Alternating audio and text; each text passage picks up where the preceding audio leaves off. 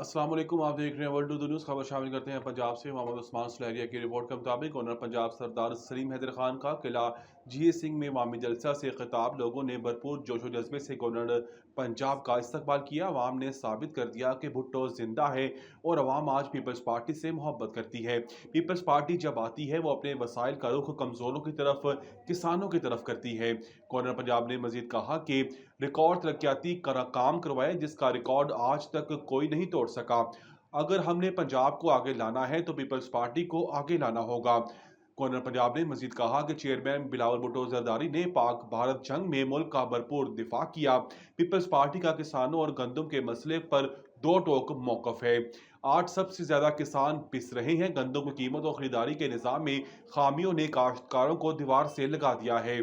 Governor Punjab ने मजीद कहा कि किसानों की आवाज़ में हर जगह उठाऊंगा और आपका मुकदमा लड़ूंगा।